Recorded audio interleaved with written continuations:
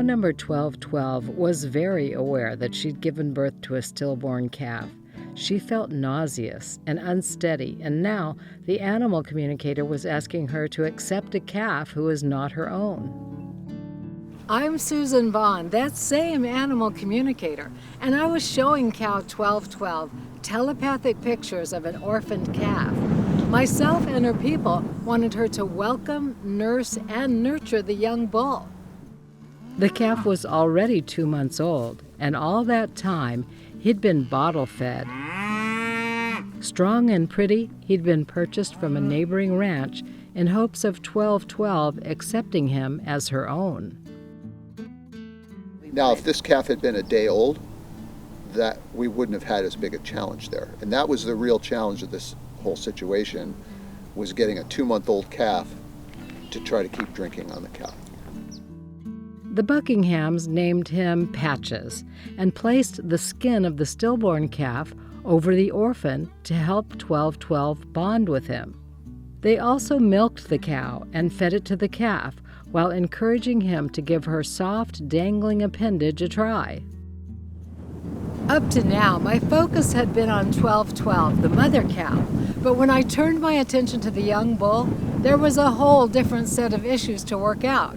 For one thing, he told me he was having a hard time locating the teat. Go down much lower to the ground, much lower than where the people held the bottle, I relayed to him. Meanwhile, 1212 was doing a great job protecting and bonding with the calf as we waited to catch a glimpse of him nursing.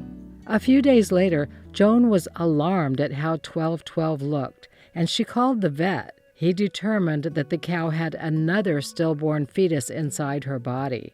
An uncomfortable surgery, the restraint that was necessary to dislodge the fetus, and the pain of stillbirth put 1212 over the edge when it came to humans. But she still did what I'd asked, accepted the calf. The vet removed the second stillborn from 1212's uterus. It was yet another traumatic trip into the squeeze chute, and another move that felt to the cow like her insides were being evacuated. So after the second calf was delivered, she was very upset. And she was charging at us through the fence, and so we just backed off and just left her alone for a while. But still being very good to the calf, yeah, and accepting the calf. She just didn't want us around. She'd had enough of us. Yeah, through all that, she was very protective of the calf, very affectionate with the calf. We held our collective breath when a few days later, Joan spotted the calf drinking from the teat of the mother cow. Feeding a young cow 2 to 3 times a day with a bottle is labor-intensive, and on this ranch where the cows are considered kin, getting them to take care of one another naturally is a relief. A big high five to all who worked to make this transition possible, including Cow 1212, who navigated a very difficult breech birth of stillborn twins. After all that trauma, I didn't know for sure if she would have anything to do with our request, but the magical benevolence was there, and I'm forever grateful.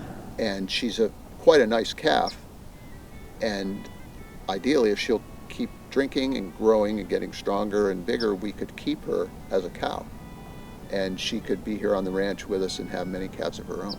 And they both look pretty happy right now, so probably a happy ending.